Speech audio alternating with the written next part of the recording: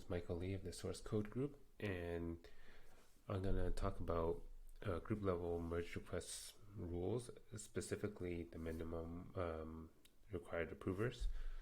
So this is my view on how we can handle this with the context of branch rules. So branch rules are something that we've introduced at the project level to encapsulate rules focused around a branch. So think about your protected branches and merge request approvals, status checks, things like that. And with branch rules, we do display merge request approvals like this. And this is where the minimum required approvals or the default rule that exists for merge request approvals. And at the moment, it's 0. That's the default. We do handle the case for branch rules at the project level to handle all branches and all protected branches. In the context of the group rules, I think what's really interesting is that we do already provide a pathway to handle all protected branches. So if I clicked all protected branches, that would create me a new branch rule with all protected branches that has the one default rule here, the minimum required approvals. And here you can add specific rules, approval rules for that. If you wanted to add team leads or things like that at the group level, you could. So let's have that in mind. At the group level, we may not have status checks for the time being, so we can just focus on merge request approvals. So how would this work in the world of the group? So at the moment, our repository settings are just these things here. If we introduce branch rules, of course, by default, there won't be any branch rules, but if you add one branch rule, the only one that you can do right now would be all protected branches, but we could introduce the wildcard ones where you target like dev star and things like that. As we can see, this rule here would apply to 150 projects.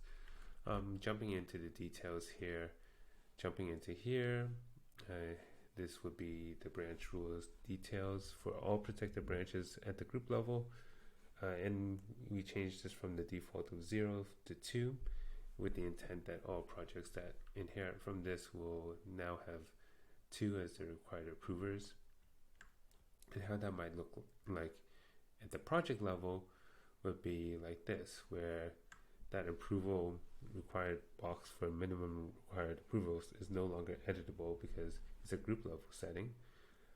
We can leverage the same pattern that we've been using for this type of stuff by using the padlock, and then hovering over the padlock will tell you, hey, there's a group level setting. You need to be admin or the group owner to change it. One suggestion could be like if you are the group owner admin or someone with the rights to change this, we can create a link and link you to that spot to then make the changes. Everyone else would just see the text. This is one way to do it. Another way to do that is to separate any inherited approval rules into its own little table. So here we have the same scenario. This minimum required approvers is now an inherited one. And so like looking at scanning, I'm like, oh, okay, these rules here are actually inherited now. Okay, so minimum required approvals is actually inherited from web group. So one step now from the padlock is that I can actually see which parent group I am inheriting from. I think at the direction right now is just the group level, so may not be the most useful thing at this time, but it's something that's a little bit more descriptive than just the padlock. Hovering over it, same thing. We displayed the group level setting popover. And why do we want to do this? Because potentially this can set us up for a framework to show all types of inherited approval rules. And then one example of that is security policies where there could be approval rules that appear for a branch based on certain conditions, right? So this way, if I'm someone who's just looking at managing my project, I can look at this and actually say, oh, okay, while I'm setting up all these other checks, I'm also aware that there are these other rules that could come into play on my protected branches. I have this one from the super security policy and the one that we just talked about, the minimum required approvers. I can't change this because it's a group level setting.